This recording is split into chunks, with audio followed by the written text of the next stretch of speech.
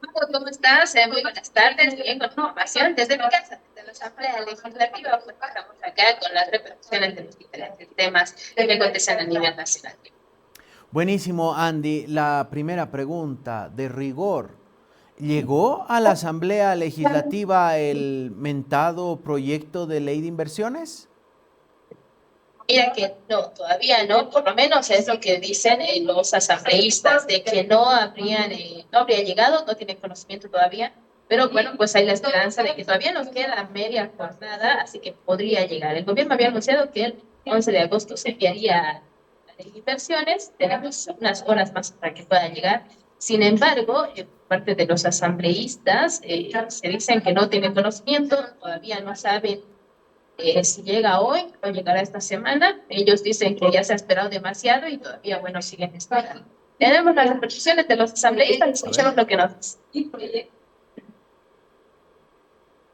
Conoce ni un borrador ni una socialización, no tenemos de conocimiento de la ley de inversiones, en qué consiste, cuáles son sus artículos, si están bien, si están mal, desconocemos completamente, ya que muchos de estos proyectos de ley son secretos de Estado, se manejan en cuatro paredes y solo con algunos es socializado, pero con los demás o con muchos no está socializado para nada. Se dice que hay que tocar o hay que modificar parcialmente la constitución política del Estado. Si han cometido errores en la ley de excepción, en su aprobación, en su abrogación y correspondía una derogación, difícilmente van a poder trabajar una constitución política del Estado. Me preocupa que piensen en ello, ya que están demostrando todos estos últimos meses de que no han generado criterios técnicos legales correspondientes y cuando se les ha observado, lo único que hemos recibido es insultos, críticas, pero no técnicas, mucho menos legales. Entonces, hay que revisar bien, cada población tiene que hacer seguimiento de las leyes, tiene que escuchar ya que se transmite y tiene que conocer. Los jóvenes tienen que tener ese interés en conocer qué leyes se están aprobando para que no sean pues esos levantamanos de 2/3 que tenemos. Bueno, el presidente en Sucre el 6 de agosto anunció que hoy 11 tiene que llegar, esperemos que llegue, esperemos que se busquen los consensos con los partidos políticos. El presidente decía no con partidos políticos, pero ¿con quién lo va a hacer? Todos pertenecemos a un partido político, nuestros reglamentos establecen que trabajamos por bancadas de partidos políticos, hay que buscar los consensos. Esta es una nueva gestión donde hemos demostrado, desde la Alianza Libre hemos dicho que vamos a hacer una oposición constructiva y lo hemos demostrado. Hemos aprobado muchas leyes por unanimidad, muchas leyes por 2/3.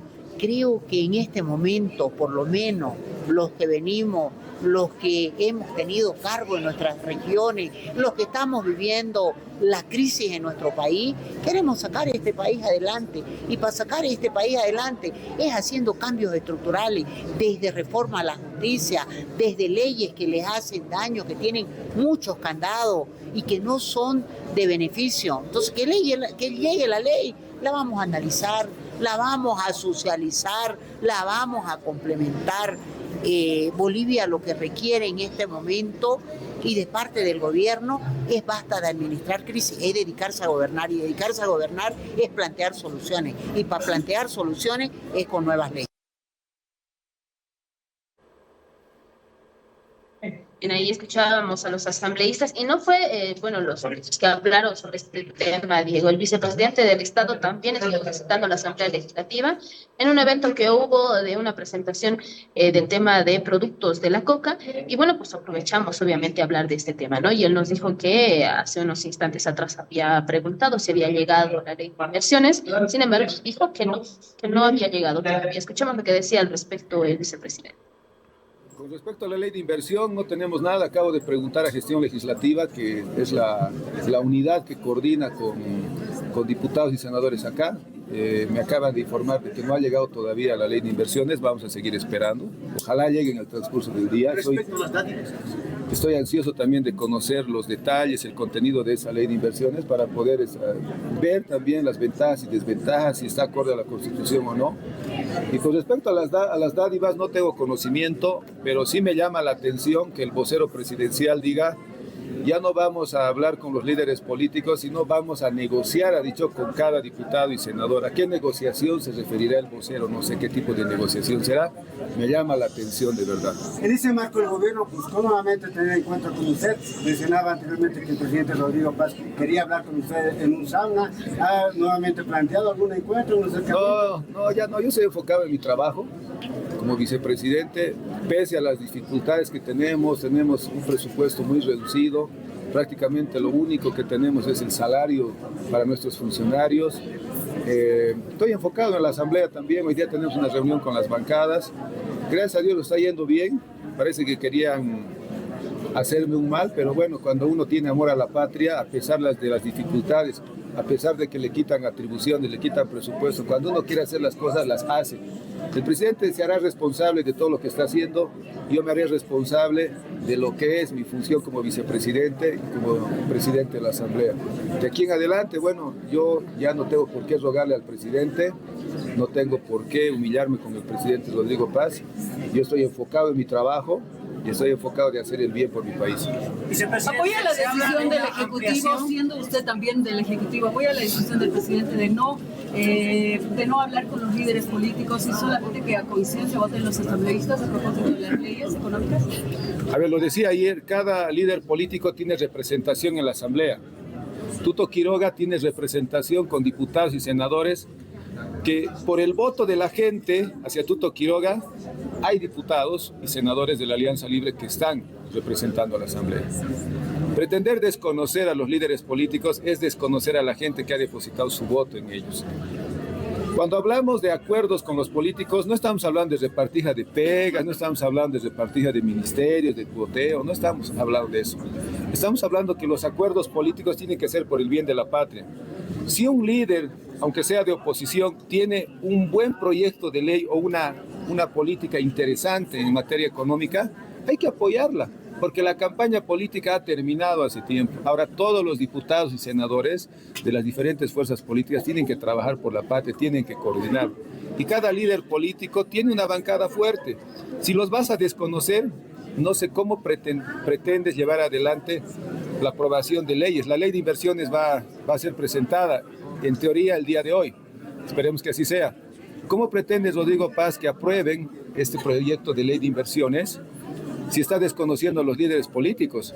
Los diputados y senadores responden a su líder político. ¿Por qué? Porque es un líder político el cual ha obtenido. Tuto Quiroga, por ejemplo, yo no comparto muchas cosas con él, tenemos maneras muy diferentes de pensar, pero es un líder político que ha obtenido por lo menos más de 2 millones de votos.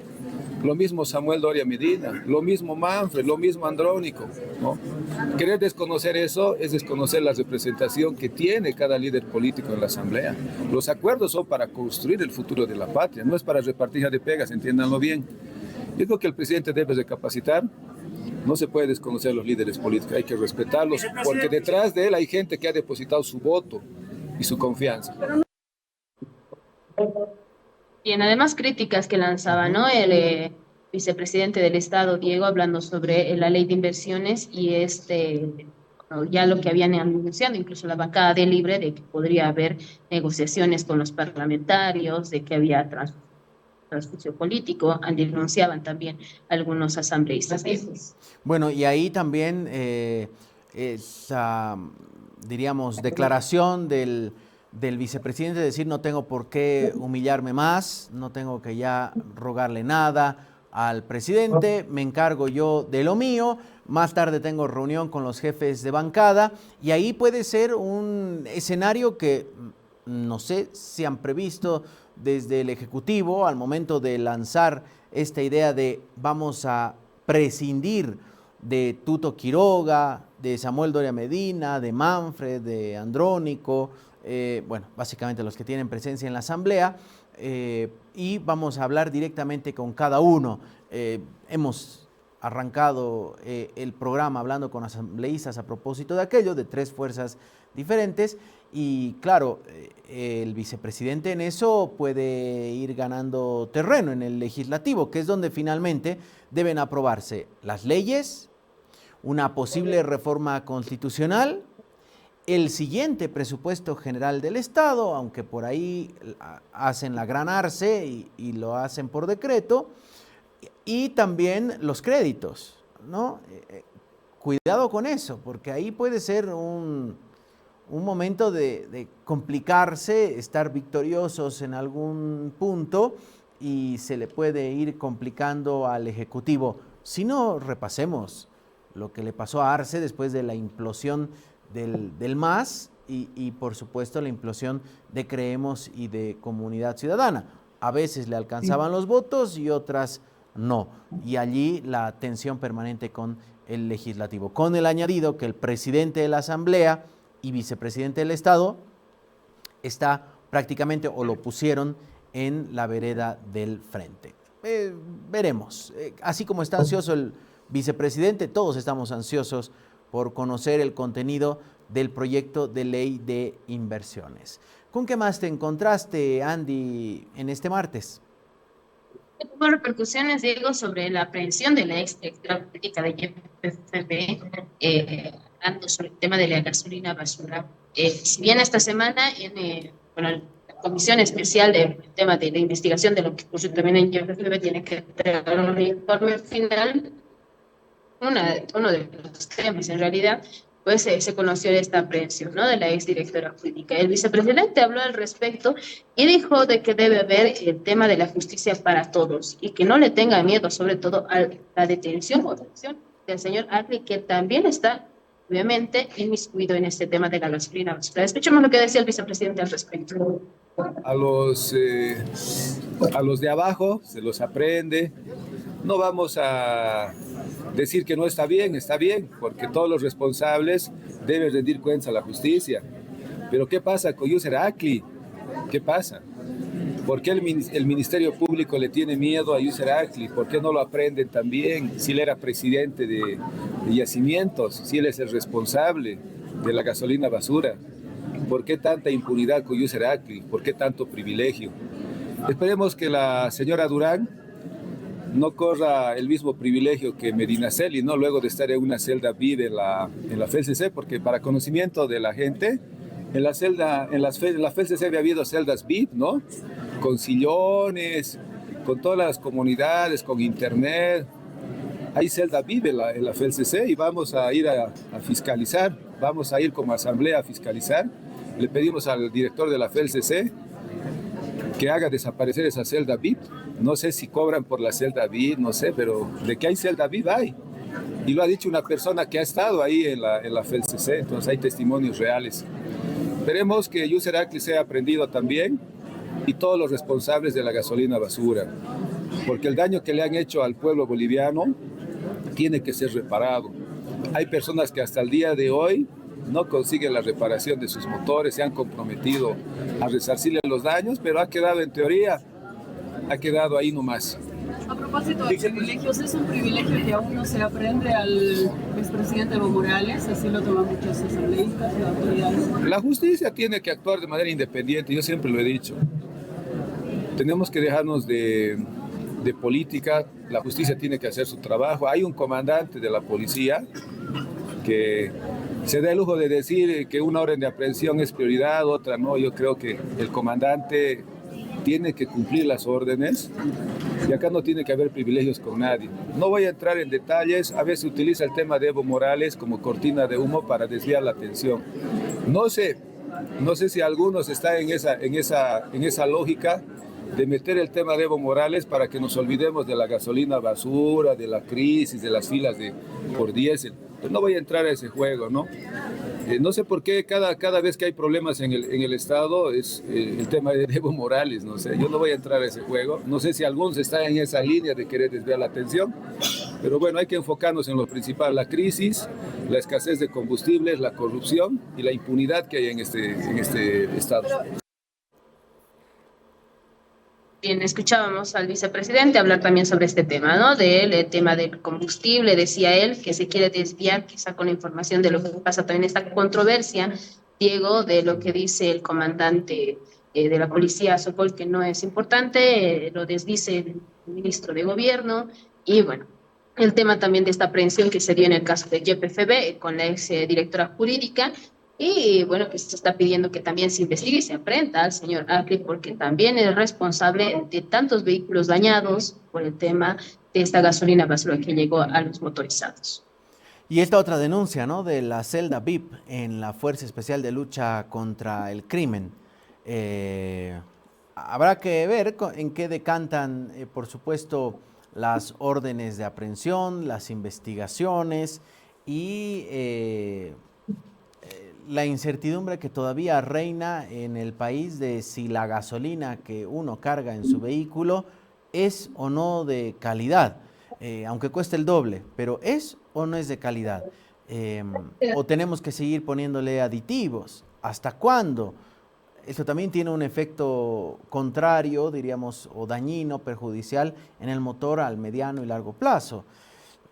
Esas preguntas que claro, a veces no suelen ser respondidas porque la agenda informativa va transitando hacia otro lugar y todos corremos tras esa situación.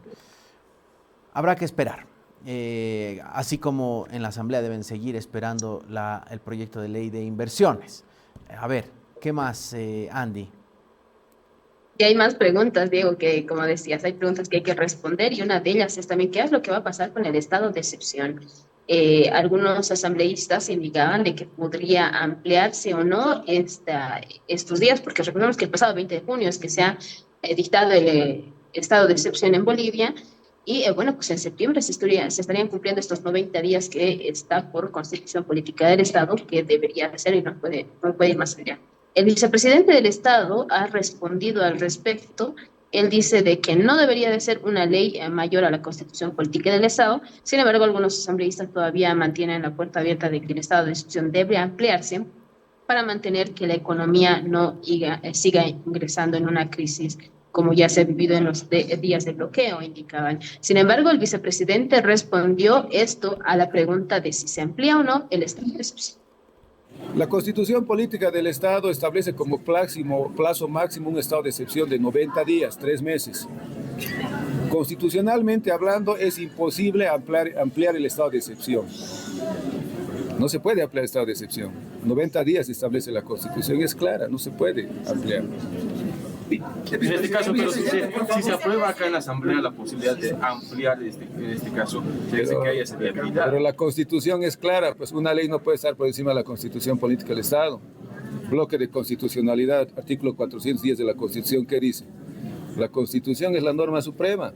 Una ley no puede ir por encima de la Constitución. La Constitución dice 90 días es el plazo máximo que se puede dictar un estado de excepción, ya no hay ampliación. Presidente, en ese contexto, ¿cuál es su análisis que tiene después del estado de excepción en la coyuntura que vive el país, tanto económica como social? No sé, la verdad no. Yo quiero pensar que el presidente va a reencaminar su conducta, quiero pensar que los ministros van a ser cambiados y se va a poner gente idónea y capaz para sacar adelante de esta crisis económica al país. Quiero pensar, tengo mucha fe, ojalá que el presidente se capacite estos días porque él tiene la solución en sus manos, ¿no? Nosotros no queremos conflicto, hemos soportado más de 50 días de bloqueo, perjuicio económico, perjuicio para tanta gente. No quiero bloqueo, lo que quiero es solución, pero eso también parte por parte del presidente y los ministros, ¿no? Bien, ¿qué es lo que pasará, Diego? Bueno, si se amplía o no el estado de excepción, algunos, como te decía, algunos asambleístas dicen de que la Asamblea Legislativa puede decidir aquello y sí se podría ampliar. Y escuchábamos al presidente de la Asamblea que decía que no, que la Constitución Política está primera, pero bueno, pues si se está planteando el tema de modificar parcialmente la Constitución Política, quizá podría ingresar. No sé, Diego, es lo que se está manejando por lo menos en los pasillos de la Asamblea Legislativa. Bien, solo para, diríamos, irnos a los hechos. ¿Qué tendríamos como hechos? Sobre las declaraciones del vicepresidente, nos vamos a la Constitución, es el capítulo 3, que del artículo 137 al 140 trata justamente el tema de los estados de excepción. El artículo 138 es muy claro y ahí hay una, diríamos, hay una confusión porque la Constitución no establece el tiempo de duración de un estado de excepción. Lo de los 90 días está en la ley que regula los estados de excepción, ley que fue, recordemos, aprobada este año por la Asamblea Legislativa Plurinacional. En el artículo 138, el parágrafo 1 dice: la vigencia de la declaración del estado de excepción dependerá de la aprobación de la Asamblea Legislativa Plurinacional, que tendrá lugar apenas las circunstancias lo permitan, y en todo caso dentro de las siguientes 72 horas de la declaración del estado de excepción. Algo que se cumplió. La Asamblea aprobó la ley de estado de excepción, la ley que regula, y la ley del estado de excepción vigente en el país. Parágrafo 2. Una vez finalizado el estado de excepción, no podrá declararse otro estado de excepción dentro del siguiente año, salvo autorización legislativa previa. Ahí está. Esta es la Constitución. Vámonos a la ley que regula, la ley 1740 del 8 de junio del 2026.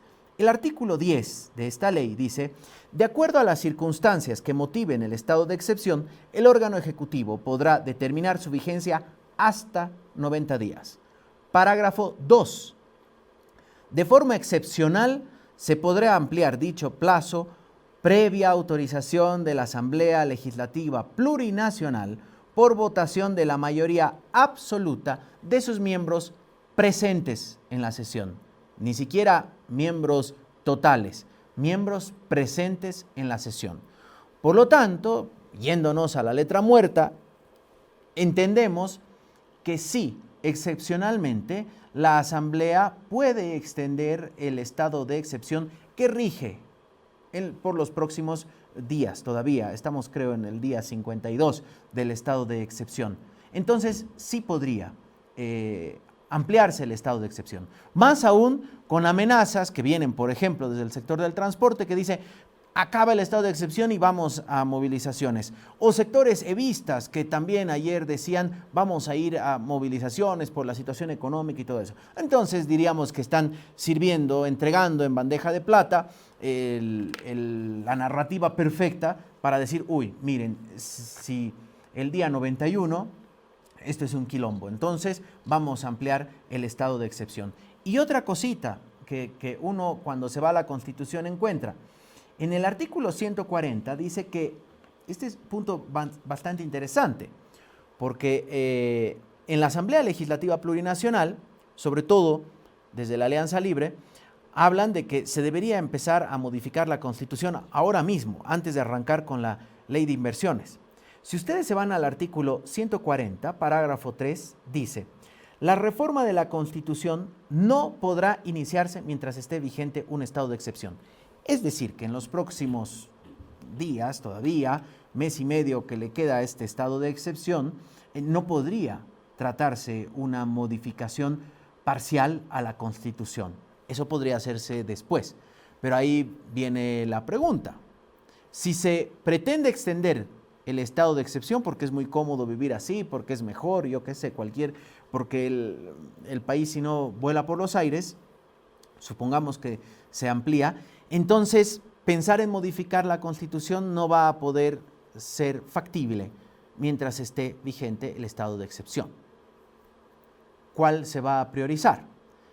Por cómo vienen las señales, que ha despertado críticas desde la Alianza Libre y la Alianza Unidad, claramente el gobierno no va a ir por un camino, por el momento, de reforma constitucional, sino más bien de estas leyes que entiende son prioritarias, arrancando por la ley de inversiones. Entonces, la posibilidad del run de ampliar el estado de excepción es, diríamos, está dentro las posibilidades legales, entendemos, porque la Constitución no lo prohíbe y la ley sí lo permite.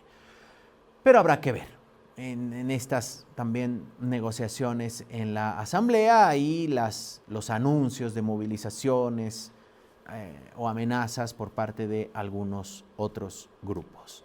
¿Qué más, Andy? No le escucho. Ahora sí. Está con el tema de estas amenazas de movilizaciones después de los días de excepción o de este plazo de 90 días, también los productores dijeron de que van a movilizarse por la falta de diésel. Y es lo que hemos consultado a los asambleístas también sobre el tema de la falta de combustible, las filas que continúan y estos sectores que cada día se van sumando más por la afectación, no solamente en el presente que está causando la falta de diésel, sino que también va a dar para el futuro a nivel nacional. Así que los asambleístas también han respondido al respecto sobre estas filas que todavía continúan por la falta de combustible. Escuchemos lo que decían al respecto. Lo que podemos ver es básicamente que el presidente vive en algún mundo paralelo. Me imagino que es algo así como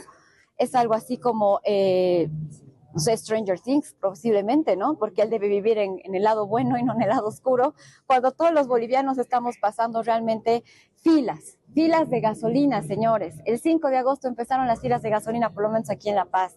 Las filas de diésel no se terminan hace semanas.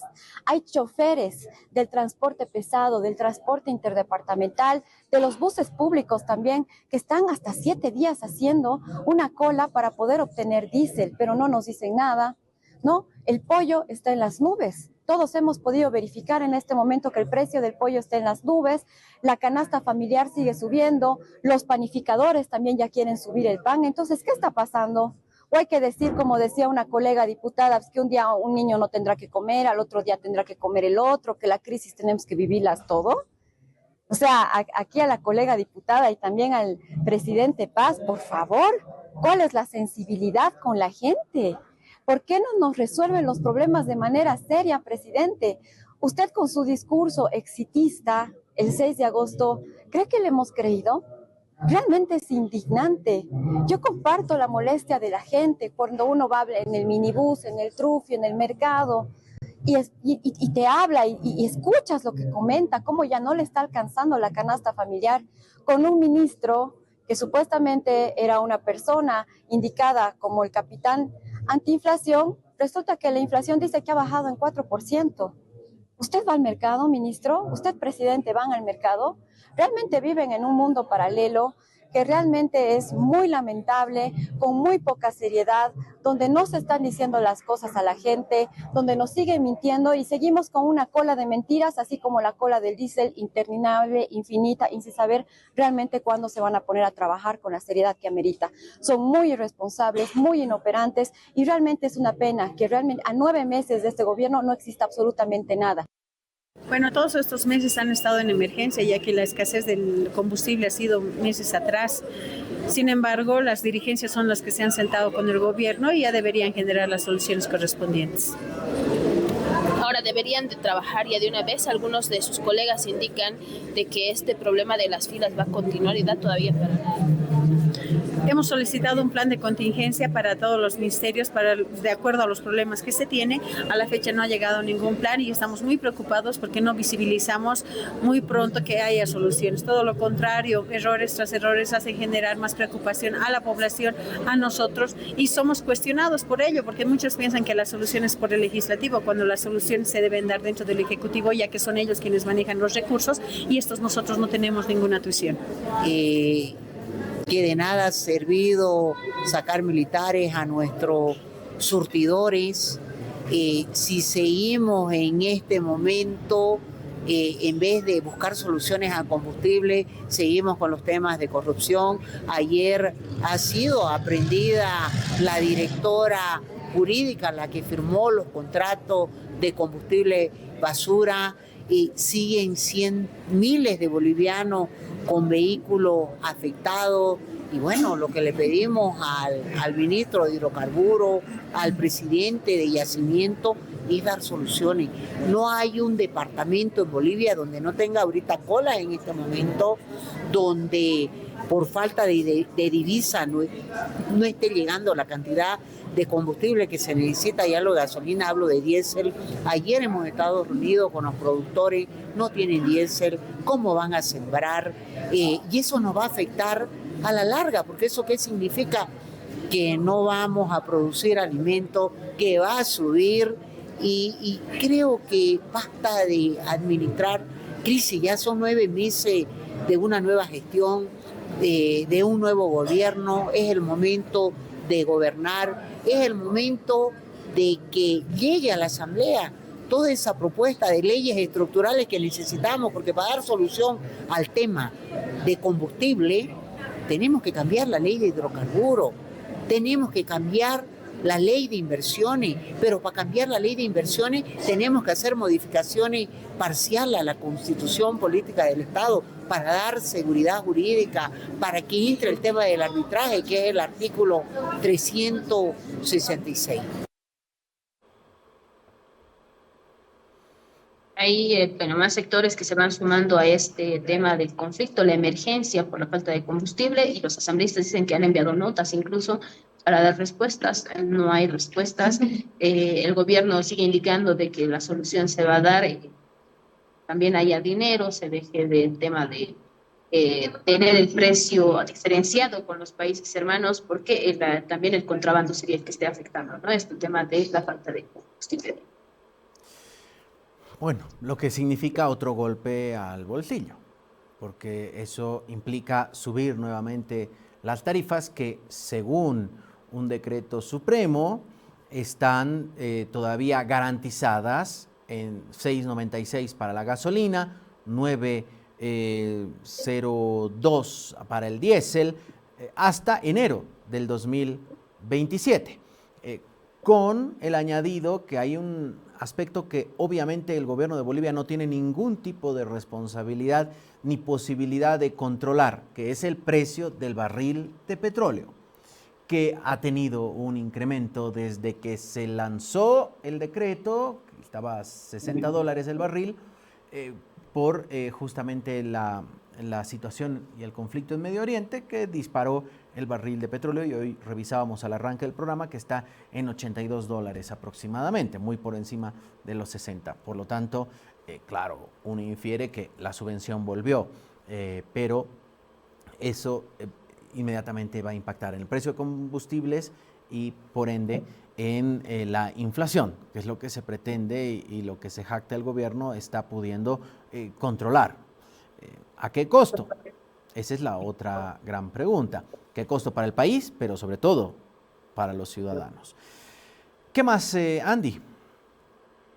Ya con la yapita, para que dejemos un poquito de lado las noticias malas, Diego, hoy se ha hecho el lanzamiento de las citas acá, bueno, con el todavía Ministerio de Turismo, porque todavía sigue funcionando de alguna forma, y bueno, pues se ha dado más detalles, así que desde el 30 de agosto hasta el 7 de septiembre se va a tener ya todos estos escenarios para las artes escénicas. Los teatros principales de La Paz van a estar con las diferentes obras, ¿no? Para todos los paseños que gusten ir a estas obras que son importantes. Así que tenemos todo aquello de países invitados: Argentina, Brasil, Chile, Ecuador, España, Francia y Suiza van a ser los de este año que van a estar presentándose ahí, ¿no? Con todas las temáticas, las obras. Además de que se está previendo, Diego, de que se lleven las obras también a Coroico, Villacha y Copacabana. Así que se va a ampliar un poquito más los escenarios y todos vamos a poder disfrutarlo. Así que desde el 30 de agosto hasta el 7 de septiembre vamos a tener pues diferentes obras para poder ir a disfrutar y alejarnos un poquito de las noticias malas que tenemos en el país, poder hacer un paréntesis en nuestra vida y poder disfrutar no solamente de obras de nuestro país, sino también internacionales. Qué linda invitación, al fin una buena. Me encantó ese video promocional porque dice: llenar un teatro es un acto de resistencia. Y sí, definitivamente, el apoyar el movimiento artístico, llámese teatro, danza, música, escultura, literatura, poesía y todas las vertientes, por supuesto, y las artes que hay, es un acto de rebeldía contra un sistema que obviamente nos quiere lejos de aquello y nos quiere más embobados con el teléfono. Así que me parece espectacular esta invitación a partir del 30 de agosto. Entonces, lindo que va a haber diferentes escenarios, no solamente en la ciudad de La Paz, sino en otros municipios, en el departamento, en esta 15ª versión de la Feria Internacional de Teatro de La Paz. Qué linda invitación que nos haces, Andy. Vamos a estar recorriendo, visitando, yo qué sé, hay que ver de qué manera vamos a participar en esta importante iniciativa que tendrá muchos lugares. No solo será el Teatro Municipal Alberto Saavedra Pérez, sino otros espacios también en el que las tablas estarán con actores nacionales e internacionales, y como siempre La Paz estará y su público estará a la altura de este tipo de eventos. Así que ya empezamos a marcar la agenda para finales de este mes. Buenísimo, Andy. Éxito sería, ¿no? Éxito sería a seguirnos abrigando porque el frío está terrible, por lo menos en el centro.